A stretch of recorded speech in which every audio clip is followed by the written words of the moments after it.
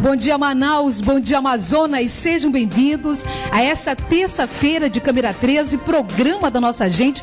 Muita chuva aqui em Manaus, mas a gente já quer cumprimentar você que está aqui na nossa capital e você também que está em um dos nossos queridos municípios do Amazonas. Sejam todos muito bem-vindos ao nosso Câmara 13. Muita chuva, mas hoje o programa tendo a alegria de receber um grande amigo que veio para falar conosco aqui sobre a expectativa para o ano que se aproxima. Hoje já é 27 de dezembro. Nossa, como o ano passou correndo. E a gente espera muito, todos nós aqui da Band, do Câmara 13, que Deus possa abençoar toda a sua vida, a vida da sua família. É isso que nós queremos, muita saúde, que nós possamos experimentar a paz. É uma decisão nossa, né? A gente precisa também fazer essa escolha para a nossa vida. Então a gente aproveita esse dia 27 para conversar um pouco, bater um papo com o governador do estado do Amazonas, nosso querido professor José Mello. Vai estar conosco já, conversando, falando sobre o ano de 2016, certamente um ano muito difícil para todos os estados da nossa federação, mas o Amazonas também tem a alegria de poder chegar no final de 2016, sendo certamente um dos estados do nosso país com a saúde fiscal em dia.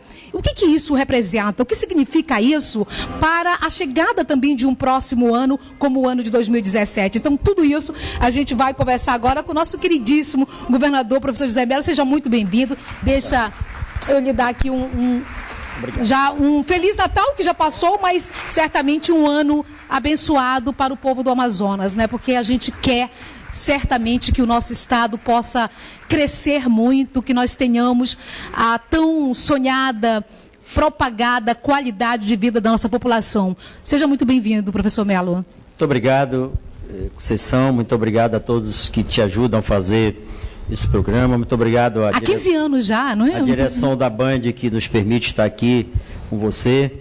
Realmente foi um ano muito difícil, mas também muito gratificante, porque foi um ano em que nós nos superamos, eu, meus secretários, todos, para poder superar a crise. Primeiro nós tivemos que fazer uma superação interna. Como todos vocês sabem, o Brasil vive a pior de todas as crises da sua história, porque ela é ao mesmo tempo uma crise do ponto de vista da macroeconomia, é uma crise financeira, uma crise moral, uma crise de vergonha e uma crise de credibilidade. Ninguém acredita. Então, por conta de tudo isso, a economia brasileira despencou, mais de 13 milhões de pessoas desempregadas. A Zona Franca de Manaus foi quem mais padeceu, porque fabrica bem de consumo duráveis. Na época do aperto, ninguém compra, né? Você vai comprar um celular novo, vai alimentar seus filhos. É claro que você vai alimentar seus filhos. Quando eu percebi que o país navegava para esse buraco negro, eu resolvi tomar com o meu governo algumas decisões, sabendo que essas decisões iriam me causar um prejuízo político muito grande, porque eram decisões amargas, duras, mas eu sabia, eu sou economista de formação, eu sabia que se eu não tomasse essas decisões, eu amargaria lá na frente, não é? Um desconforto. Tomei as decisões, me desgastei, perdi politicamente, mas eu estava certo. Tanto estava que o Amazonas chega ao final do ano, como você falou, um dos estados, entre os 3 estados brasileiros, de melhor equilíbrio fiscal, pagando o 13º, enquanto tem estado que não pagou ainda nem a folha de novembro, pagando a folha do mês. Agora mesmo, só para a saúde, autorizei pagamento de 57 milhões de reais, e tudo isso aí permitiu que a gente chegasse onde chegamos nesse momento, podendo falar assim, e não ficar envergonhado dando desculpas, né? Além do mais, também permitiu que nós conseguíssemos recursos para investimento, né? O próximo ano vai ser um ano cheio de obras. Na área da saúde, da educação, tem 354 milhões de reais já no meu caixa para a gente fazer escola de tempo integral, novas escolas, ampliação de escola e também ginásio poliesportivo. Na área de infraestrutura, nós temos 600 milhões de reais, 2 empréstimos de 300, para a gente trabalhar a infraestrutura e, ao mesmo tempo, lançar um mega projeto de criação de peixe em cativeiro e de frutas para gerar emprego e renda continuado dentro da matriz econômica ambiental, que daqui a pouco a gente vai falar sobre isso. Isso. Portanto, foi um ano difícil, mas, ao mesmo tempo, muito bom, porque a gente conseguiu se superar e chegar aonde chegamos, do jeito que chegamos. Governador, vamos ter aqui muitas perguntas. As nossas redes sociais, o nosso WhatsApp está à sua inteira disposição. E a gente já começa agora. O governador veio conosco, a gente muito agradece. Finalzinho de 2016, ano difícil, ano de crise econômica, crise política. E certamente o ano de 2017 a gente espera que venha com a paz que nós precisamos também vivenciar. E a gente vai agora já às ruas, vamos conversar com várias pessoas para que a gente tenha aqui a resposta do nosso governador. Vamos então, governador, responder aqui os questionamentos. Vamos lá. Governador, 2016 foi um ano de muitas dificuldades econômicas.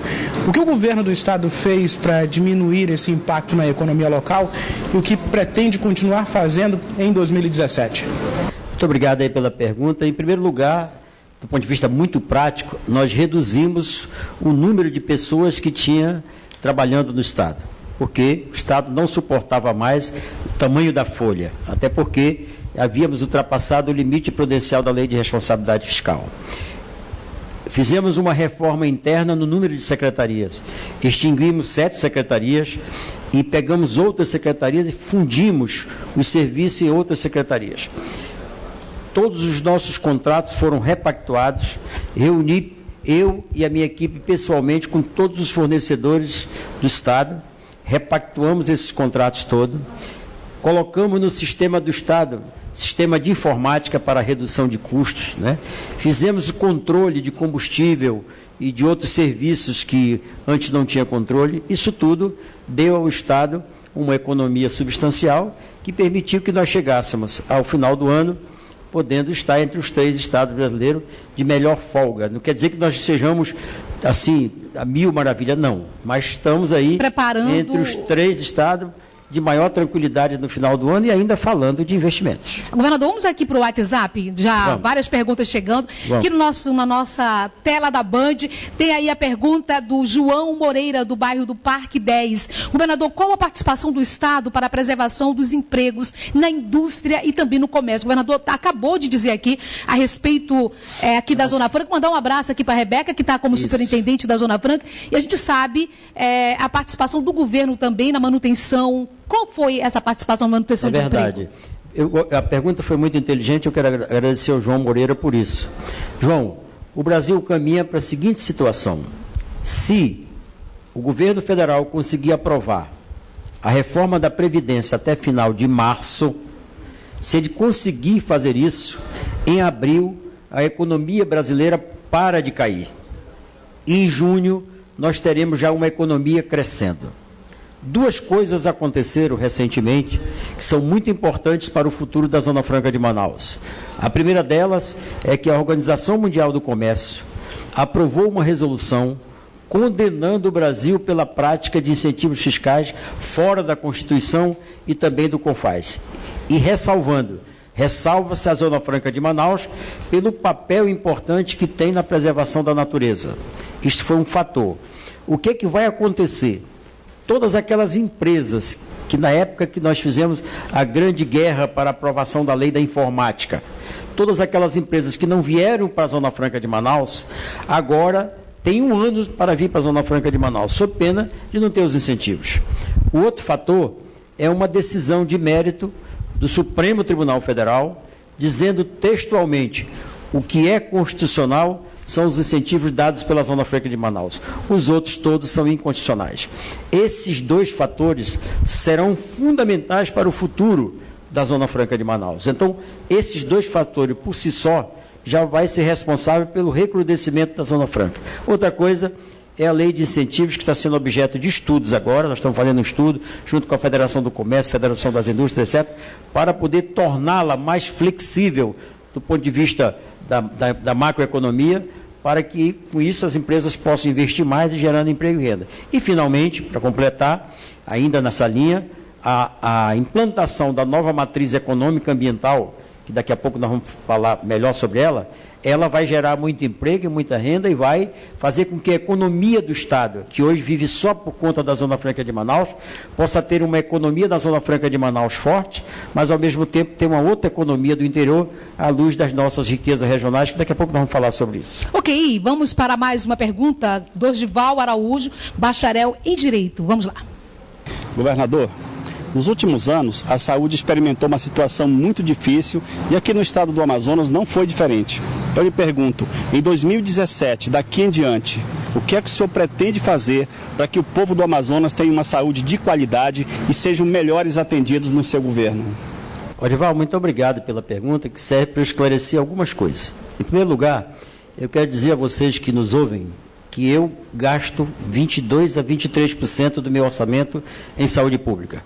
Vamos comparar com São Paulo, que gasta só 12%, Rio de Janeiro, que gasta só 11%, Minas Gerais, que gasta só 12%. No Amazonas, nós gastamos 22% a 23% do nosso orçamento em saúde pública.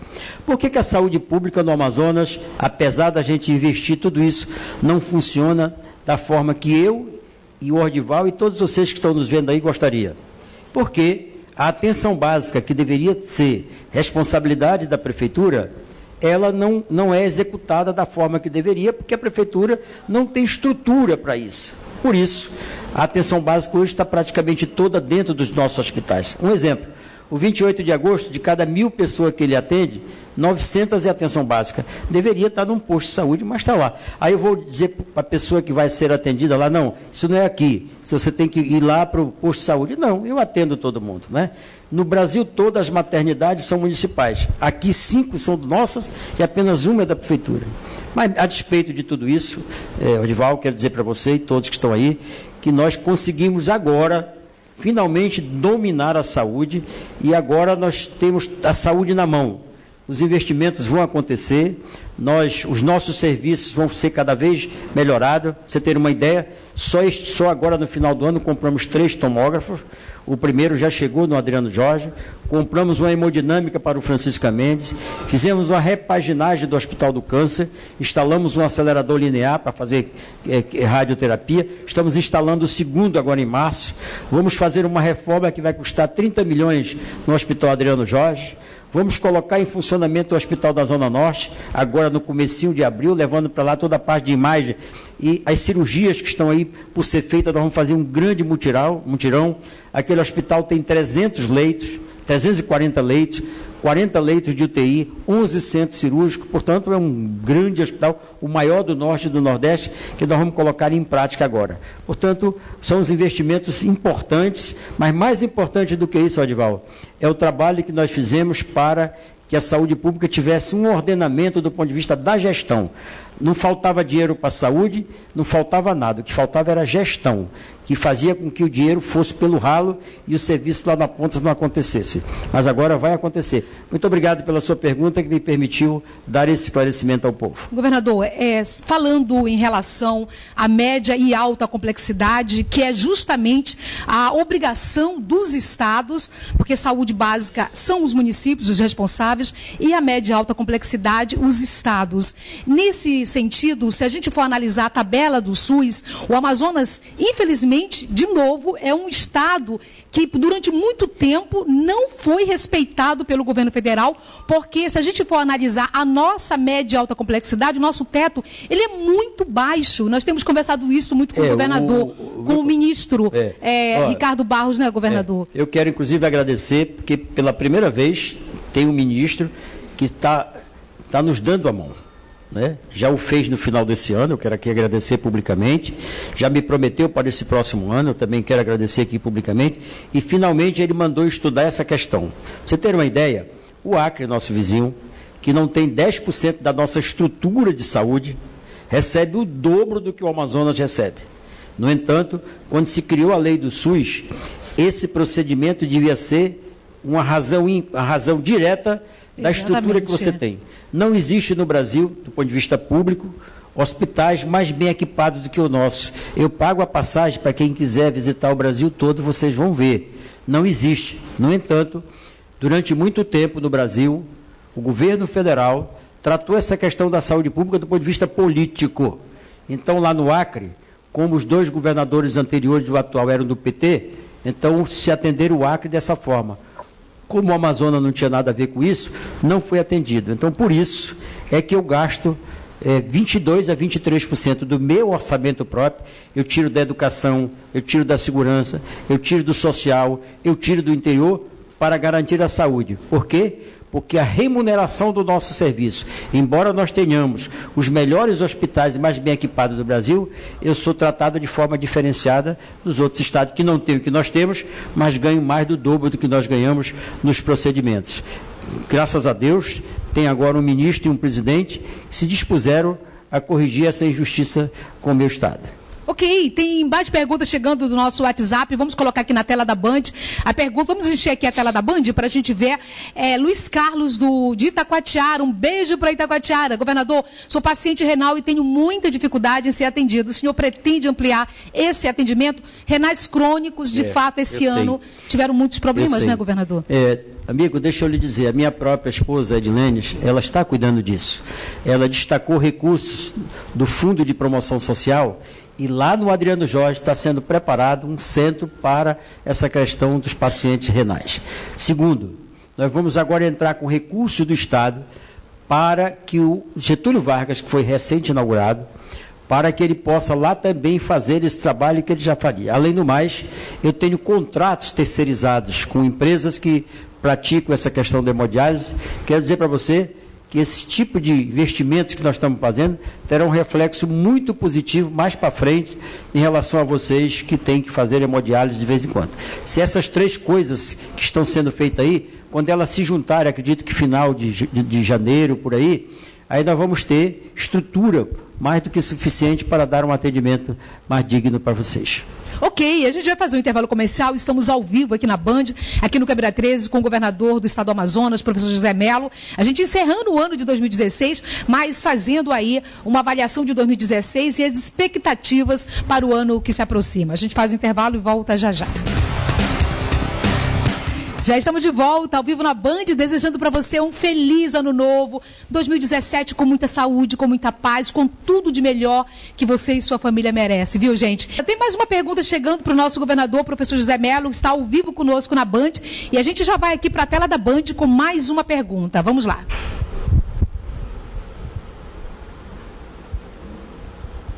Governador, quantas escolas de tempo integral existem hoje no estado do Amazonas e qual a previsão para o ano de 2017? Ok, nós temos do estado do Amazonas, capital interior, 20 escolas de tempo integral funcionando e temos mais 11 que eram escolas comuns que nós ampliamos e transformamos em escola de tempo integral. A meta de construção de escola para o próximo ano são 31 novas escolas de tempo integral, sendo dessas 31, 8 aqui em Manaus e o resto todo no interior do estado. A nossa meta, enquanto governador, é que daqui a 2 anos, deixando pelo menos 70% da nossa rede, se não com escolas novas de tempo integral, mas com a transformação das que existem em escola de tempo integral. Esse é o melhor modelo que eu conheço, eu sou professor há muitos anos, os resultados são excepcionais, ela é uma escola cara, demanda recursos e muito tempo, mas é o futuro dos nossos filhos. Portanto, o esforço que eu vou fazer, e eu, como eu disse ainda há pouco, dos 354 milhões de reais que eu tenho para investir esse ano em educação, 180 é só escola de tempo integral. Agora, a gente teve agora, há pouco, a questão do ensino médio, a votação, as mudanças do ensino médio, agora muito mais fortalecido o ensino técnico, que também é fundamental, isso, não é, professor Mello? O senhor que é professor, e principalmente, professor, vamos resgatar um pouco a questão dos nossos professores. O que o governo está preparando para os nossos professores do Amazonas para o ano de 2017? Mas, eu queria que você me permitisse pouquinho. Pois não, claro, lógico. Falar sobre o ensino médio, não é? Eu perdi meus cabelos numa sala de aula. Então, o que acontece com o ensino brasileiro? No caso, o ensino médio brasileiro. Você coloca hoje na cabeça dos nossos estudantes um volume enorme de conhecimentos que não tem nenhuma situação prática para a vida. Então, o novo ensino médio, ele tenta, de um lado, dar mais ênfase àquela disciplina que você precisa ter na sua formação, português, matemática, física, química, biologia, e aí ele para e você escolhe o que você quer. Por exemplo, na minha época, mandava eu fazer trabalhos manuais. Na verdade, eu não queria fazer trabalhos manuais, eu queria fazer engenharia. Agora, o novo ensino médio vai permitir que você, que está nos vendo nesse momento, que tem filhos, ele vai poder optar. Vai ter o núcleo comum, que é importante, saber português, saber matemática, saber física, e também vai ter a parte opcional. Você vai optar. Você quer ser engenheiro eletrônico? Então você faz uma opção já no ensino médio, você já caminha nesta direção. Acho que o Brasil precisa dessa modernidade. O nosso ensino médio ele foi trazido pelo Pero Vaz de Caminha quando descobriu o Brasil. De lá para cá não sofreu nenhuma reforma e isso só causou prejuízo para a nossa educação. Os nossos meninos que saem do ensino médio nem saem com grande conteúdo nas disciplinas básicas e nem saem preparados para a vida, para o mercado de trabalho. A nova tentativa que se está se fazendo é preparar você, enquanto cidadão do lado de cá, e de outro já te preparar para enfrentar a questão do mercado de trabalho. Portanto, é muito importante que a gente faça isso. Quanto aqui ao Amazonas, nós fazemos isso de modo contínuo. A Secretaria de Educação, ela treina os professores, os pedagogos, os diretores, que a gente chamou de gestor, em modo contínuo, é um treinamento em serviço. E eu nunca deixei de mandar, e todo ano vão várias pessoas fazer curso de mestrado e até doutorado na área da educação, que é muito importante para que, ao voltar com esses conteúdos e essas novas metodologias, o professor possa, melhor se desenvolver em sala de aula. Educação é a minha paixão, eu disse ainda há pouco que é a prioridade número 1 do meu governo, portanto, tudo que eu puder fazer para melhorar essa qualidade, e olha que nós já avançamos muito, viu, Conceição? Você viu que este ano nós tiramos primeiro lugar num campeonato brasileiro em língua portuguesa. Fomos o segundo em matemática, disputando lá fora. Então, significa que os resultados estão acontecendo. O nosso centro de mídia recebeu 7 prêmios internacionais, que levam a educação à distância. Lá para uma comunidade mais distante, etc., que não tinha nenhuma chance de ter um ensino médio, vai via satélite com o professor presencial e acontecendo. Então, nós evoluímos demais. A nossa escola de tempo integral não tem nenhuma do Brasil igual. Nenhuma. Agora o governo federal está copiando. Tanto é que tem recursos para a escola de tempo integral, estão nos dando, inclusive, alguma parte para nós também. Então, avançamos muito. Precisamos avançar mais. Mas que nós demos saltos enormes, demos. Nós éramos o 26º no ranking, este ano são oitavo. Quer dizer, demos um salto enorme. Minha educação, um salto desse, meu amigo, é uma bênção de Deus. Porque a educação é uma casa que você constrói tijolo a tijolo. Você não pode pular do alicerce para o telhado. Você tem que ir para e passo. Portanto, eu estou muito orgulhoso dos avanços que nós tivemos na educação no nosso estado. Ok, vamos para mais uma pergunta nas redes sociais do nosso programa, colocando aqui na tela da Band. Vamos ver quem é que está conosco. Edson Viana, Nova Cidade. Governador, em relação à segurança pública, quais serão as medidas para o próximo ano? Governador, só aproveitando a pergunta do Edson, a gente sabe que hoje a violência, ela infelizmente tomou conta de tudo, em todos os estados dessa federação, a questão do tráfico de drogas, e a gente precisa, e acho interessante quando se fala em construir mais escolas do que presídios, é isso que nós precisamos. Agora, em muitos momentos, a repressão é necessária também. Como que o governo do Amazonas está buscando esse enfrentamento à violência que é crescente, não só aqui, mas em todos os estados? Pois é, eu queria começar dizendo a vocês o seguinte: ninguém nasce bandido. Todos nós nascemos seres humanos à semelhança de Deus. A sociedade transforma. O que acontece hoje no Brasil? O que acontece hoje no Brasil é que o tráfico de drogas é responsável por mais de 73% de toda a ocorrência policial feita no Brasil. Na cidade de Manaus, isto vai a quase 90%.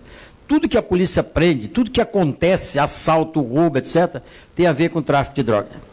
Acontece que o Brasil não produz droga, mas o Peru produz, a Colômbia produz, um pedacinho da Venezuela produz, a Bolívia produz, o Paraguai produz. Então só tem um jeito, meu amigo e minha amiga, nós nos livrarmos disso. é uma ação nacional. É o presidente da República topar colocar 10% das Forças Armadas para impedir que a droga saia das fronteiras do Peru, da Bolívia, do Paraguai e venha para dentro do Brasil.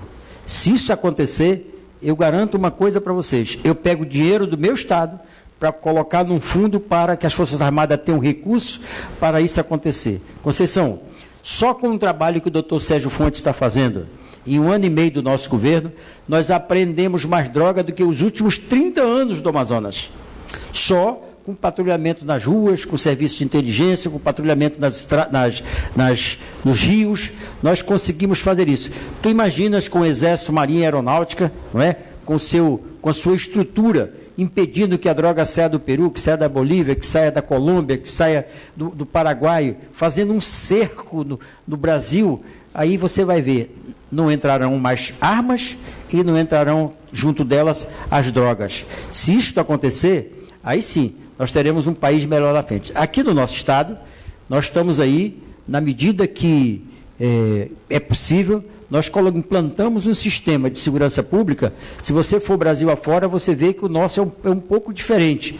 Mas uma coisa eu te digo, o cara rouba às 7 da manhã, às 9 horas ele está preso. Ou rouba às 11 horas, às 4 horas ele está preso. Ou está roubando e está preso no mesmo momento. Sabe por quê? Porque você não sabe. Mas nós, todo dia, nós tiramos as nossas câmeras de monitoramento, e elas são 600, e colocamos em ponto estratégico, e o centro de comando e controle está só de olho lá, né? E temos uma estrutura de viaturas colocadas em pontos também estratégicos. Tem um assalto na rua tal, dá uma voz de comando aqui, aquelas viaturas todas saem daqueles pontos no sentido de onde houve a ocorrência. Portanto, o nosso poder de resolução ele é muito grande. Agora, em nenhum lugar do mundo você pode evitar uma pessoa na parada do ônibus e chegar lá, haver um roubo. Você não pode evitar, tem dois amigos bebendo, se desentendem e o outro mete a faca no peito do outro. Não pode evitar que você saia, vai para um apartamento para ter uma relação qualquer e lá seja morto. Isso não tem como evitar, teríamos que ter um soldado ao lado de cada um, mas no que diz respeito a macro do policiamento, isto aí, o Amazonas deu um salto muito grande. Eu devo isso ao Sérgio Fontes, devo isso à Polícia Civil, devo isso à Polícia Militar, ao Corpo de Bombeiros e ao DETRAN, que faz parte do Centro de Gestão Integrada e trabalha em conjunto, e mais o Serviço de Inteligência. Portanto, mais uma coisa eu queria, só para finalizar. Me desculpe, eu falo um pouquinho porque eu sou professor. Professor e político aí são dois, né? Mas uma coisa eu queria dizer para você, meu amigo, nós estamos implantando agora em fevereiro, nós estamos implantando Todos pela Vida. Nós vamos pegar os ginásios cobertos que nós temos no Brasil, no Amazonas todos, aqui na cidade de Manaus, e no sábado, domingo e no feriado, ele não vai mais ficar fechado no cadeado. Lá eu boto o meu governo, esporte, lazer, cultura, boto social, boto o AFEAM, e nós vamos transformar aquele local num local de um guarda-chuva de proteção para você, para a sociedade, no Todos pela Vida. Porque, deixa eu dizer uma coisa para vocês, não adianta eu fazer a minha parte e você como pai, você como mãe, não fazer a sua parte. Então, o que tem que haver é uma união entre vocês e o governo. E aí sim, nós vamos ter bons resultados. Governador, antes de o intervalo começar e falando de família, primeiro aqui na presença também de vários representantes da terceira idade, dizendo a nossa alegria de poder ter enviado para o governo uma emenda para que nós tenhamos o primeiro centro de convivência da família, da pessoa idosa, na zona leste de Manaus. O governo vai entrar com o terreno, já tivemos essa conversa, né, governador? Claro. Isso é feliz, porque família é base de tudo mesmo. É verdade. E eu queria aqui, eu esqueci, eu abri aqui a nossa entrevista com isso. Eu quero dizer, meu amigo e minha amiga, você que nos está assistindo nesse momento, eu quero dizer do quanto a Conceição tem ajudado o nosso governo no quesito saúde. Ela é amiga pessoal do ministro, o ministro tem um carinho muito especial com ela, ela preside a Comissão de Seguridade Social do Congresso Nacional, portanto ela é poderosa e ela tem usado esse poder para ajudar o nosso Estado, né? Conseguiu esse ano 30 milhões de reais, que foi com que nós abastecemos. Hoje, a SEMA tem 72% de abastecimento. Está lotado, 4 armazéns lotados de medicamento. Graças a Deus. Parte disso com o seu trabalho que foi feito, etc. O centro de convivência, ele é super importante. Né? Vocês conseguiu a emenda, nós conseguimos o terreno, e depois nós vamos falar da manutenção, né? Porque são outros 500. Mas a grande verdade é que a minha esposa, Edilene, ela trata o social a pandeló. Vocês terem uma ideia, esse ano, dos 60 milhões, 50 e poucos milhões que ela tinha para gastar no social, 23 ela gastou na saúde. Os 3 tomógrafos que nós compramos foi com o social, o SECOM repaginado foi com o social, o Adriano Jorge, a parte de nefrologia que nós falamos ainda há pouco, foi com o dinheiro do social, e eu estive no Francisca Mendes ainda há pouco, também os investimentos que nós estamos fazendo lá no social. Portanto, eu tenho certeza que a dona Edilene vai arranjar uma graninha para quando o centro de convivência estiver funcionando. Já vamos conversar com a Edilene, tocar, não é? É verdade, tem que ir lá. Vamos lá, Cid, vamos para o intervalo comercial e já já a gente volta ao vivo na Band conversando com o governador do Amazonas, professor José Mello. A gente volta já já. Você está em casa, o senhor também cozinha ou não? Quando está em casa? Eu não sei nem fritar ovo. É mesmo? Se há uma coisa que eu não aprendi na vida foi isso. O resto eu sei fazer. Ok, então, gente. Vamos mandar então para a Edilene, né, Edilene, aqui, o kit maravilhoso. Olha, vamos para mais um questionamento. Tem muitas perguntas. Muito obrigada a você que está aí enchendo o nosso WhatsApp de perguntas aqui para o nosso bate-papo com o governador professor José Mello. Então, vamos às ruas. Governador, quais os investimentos que o governo está fazendo em relação às estradas? Foi boa pergunta, que ainda há pouco eu esqueci de falar da infraestrutura que nós estamos trabalhando, né? Bem, eu falei ainda há pouco que nós vamos duplicar a M010, a estrada que sai de Manaus em direção de Itacoatiara, até o município de Rio Preto da Eva. Nesse mesmo eixo, nós vamos asfaltar 5 ramais importantes que são altamente produtivos. Ramal do Banco, Alto Rio, Baixo Rio, Francisca Mendes, um deles importante, o ramal que cuida da questão do cítrico. São 48 ramais que nós vamos asfaltar esse ano, desde o ramal do Gama, lá em Guajará, ao ramal do Pernambuco, em Pixuna, ao ramal do Cavalcante, em Irunepé, ao ramal que liga o município do Envira a Feijó, tirando Envira do isolamento na época da seca, 6 ramais aqui na região Rio Carilho da Vaza, Carilho de Castanho e Manaquiri, o ramal aqui do Arapapá, lá no município de Manacapuru, o ramal do Bela Vista, enfim, são 48 ramais no Amazonas todo. Isso aí vai gerar emprego, gera renda e vai possibilitar que nesses ramais a gente coloque, implante o grande projeto de criação de peixe em cativeiro e fruticultura, que é objeto da nossa matriz econômica ambiental. E mais, já estamos com dinheiro em caixa para continuar a duplicação da M070, que liga Manaus a Manacapuru. Já estamos fazendo o estaqueamento das duas pontes laterais no Ariaú, estamos fazendo para poder continuar. Já estamos com dinheiro em caixa para continuar a obra da Avenida das Flores, que vai ligar a região lá do antigo, da M010, ali do lado do aterro sanitário, e ela vai encaixar até chegar com a Avenida das Torres, né? O senador Almar conseguiu recursos, e você, Conceição, assinou também recursos para que a gente pudesse continuar a obra dos anéis Sul e Leste, que liga o aeroporto de Manaus até o Distrito Industrial numa avenida duplicada. Portanto, são recursos substanciais, mais o da educação que eu falei, são recursos que vão gerar emprego e renda e vão possibilitar a melhoria da qualidade de vida das pessoas e, ao mesmo tempo, vai permitir também que você possa implantar a nova matriz econômica ambiental. E mais, desses recursos todos que eu falei, uns 150 milhões de reais, eu vou investir todo na cidade de Manaus. Ok, vamos então agora para a tela da Band. Tem mais uma pergunta chegando pelas redes sociais, vamos ver. João do Crespo, governador, os hospitais do estado estão preparados ou habilitados para realizar cirurgias de alta e média complexidade? O que a gente estava falando? Eu vim ainda há pouco do Francisca Mendes e estava presenciando uma pessoa entrar para fazer uma cirurgia extremamente complexa de abertura de peito para colocar ponte safena e mamária. Então, eu depois fui ao Adriano Jorge e cheguei lá, fui no centro cirúrgico, tinha 3 pessoas sendo operadas. Depois fui ao 28 de agosto também. Então, os nossos hospitais, eles estão preparados sim. Agora, o sistema de saúde do Estado não está preparado para a totalidade da demanda. Se nós fôssemos atender só aquilo que o SUS diz que é minha responsabilidade, era o melhor sistema do mundo. Mas eu atendo o que é meu e atendo o que é da prefeitura, porque eu não tenho coragem de dizer para uma pessoa que procura uma unidade de saúde do meu estado, dizer assim, me desculpe, mas você não vai ser atendido aqui não. Você vai lá para um posto de saúde. Eu não faço isso. Outra coisa, eu não sei dizer para um paraense, para um roraimense, para um acriano, que chega com câncer aqui no meu estado e dizer para ele, não é aqui não, procure outro canto. Eu acolho todos. Isso tem um custo e isso tem um preço. Qual é o preço? É que o atendimento, que poderia ser muito melhor, não é. Mas eu quero dizer uma coisa para vocês.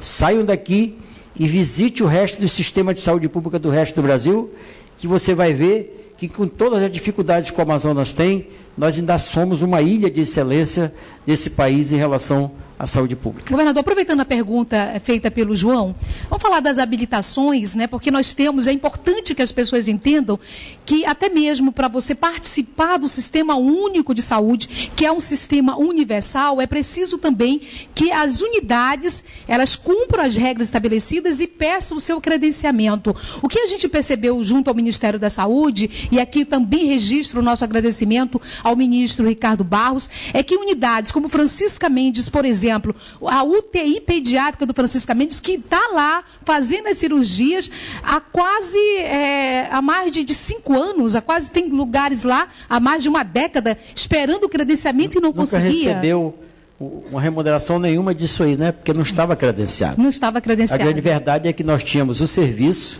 organizado, estávamos praticando na ponta isso aí, mas como não tínhamos credenciamentos junto ao SUS, ninguém recebia recursos para a manutenção. E eu queria aqui dizer para vocês, Conceição puxou um assunto, na verdade quem conseguiu esse credenciamento para nós foi ela. Numa visita que eu fiz a Brasília, juntamente com o Pedro Elias, ela nos levou lá, e ela pediu ao ministro 2 coisas. Uma, questão do credenciamento, e outra que melhorasse o teto SUS do nosso estado. Em relação ao credenciamento, o ministro já atendeu várias unidades nossas, né, Conceição? Francisca Mendes, Adriano Jorge, Tropical, as maternidades. Agora estão sendo credenciadas para a gente receber recurso do SUS, e o ministro já mandou uma equipe técnica estudar a questão do aumento do nosso teto. Portanto, essa também é uma outra conquista, um outro avanço do nosso estado, que teve a mão mais do que amiga da deputada Conceição Sampaio. Obrigada, governador. Governador, tem mais uma pergunta? Mais um questionamento, vamos lá. Governador, em 2017 o governo vai continuar entregando casas? Sim, foi até bom, William, você fazer essa pergunta. Esse ano nós conseguimos aí, com toda a crise, entregar 2.634 unidades habitacionais. Foram 2.634 famílias, ficaram felizes. Conseguimos também quase 9.000 títulos de terra. Você morava lá, era invasor, e a qualquer momento alguém podia chegar com a ordem judicial para você sair. Então o Estado deu o título. No interior foi mais de 9.000. E nós vamos iniciar a construção de mais 4.000 unidades habitacionais. Vamos começar, se Deus quiser, agora em março, para a partir de julho do próximo ano, nós tenhamos aí eles prontos para serem entregues. Governador, foi uma alegria tê-lo conosco aqui na Band, aqui no Câmara 3, nosso programa que completou agora no último dia 13 de dezembro, 15 anos no ar, e a gente tem muito a agradecer a Deus por isso, e agradeço muito, foi uma alegria para todos nós da Band tê-lo conosco nessa terça-feira, com tantas informações, mas acima de tudo, com a certeza de que em 2017, se Deus quiser, o governo está preparado para levar mais qualidade de vida, saúde, educação, segurança, acima de tudo, é justamente perceber a pessoa como sendo um ser humano, a coisa mais importante numa gestão. Então, muito obrigada, foi uma alegria, e venha sempre, as portas da Band sempre abertas para o senhor. Vocês são muito grato a você, muito grato ao produtor do programa, muito grato à direção dessa empresa, muito obrigado aí pelo carinho que vocês tiveram comigo, muito grato pelas perguntas inteligentes feitas pelos os telespectadores que nos fizeram ainda há pouco. Quero pedir a Deus que possa abençoar grandiosamente todos vocês e ao povo todo do Amazonas, que não falte fé, amor e esperança no seu coração, que foram as sementes que Jesus Cristo trouxe para todos nós, e dizer que de parte do nosso governo nós vamos continuar trilhando aquele caminho que a gente acha que é importante para o povo do Amazonas, seja qual forem as consequências pessoais do governador, com 70 anos de idade e tendo recebido do povo do Amazonas tudo que tem, afinal de contas eu era analfabeto aos 12 anos de idade e meu pai era um homem sem luzes. Então eu tenho toda a obrigação de devolver para o povo do Amazonas aquilo que eu recebi. Então tudo que for possível ser feito para que a gente possa ter um próximo ano muito melhor do que foi agora e que possamos plantar as sementes para gerações futuras, para que os nossos filhos e netos possam ter um Amazonas melhor, isso nós vamos fazer. E queria dizer a você que vocês são... Eu estava com uma saudade enorme de todos vocês, saudade da Band. Quando eu entrei ali, parece que um espírito de luz me invadiu o peito. Eu digo, poxa, de novo aqui nessa casa, que alegria. Está em casa, né? É uma alegria para nós. Portanto, também, muito obrigado. Obrigada. Fiquem com Deus. Obrigada. Olha, gente, amanhã a gente se vê aqui na Band. Até lá e fique com Deus.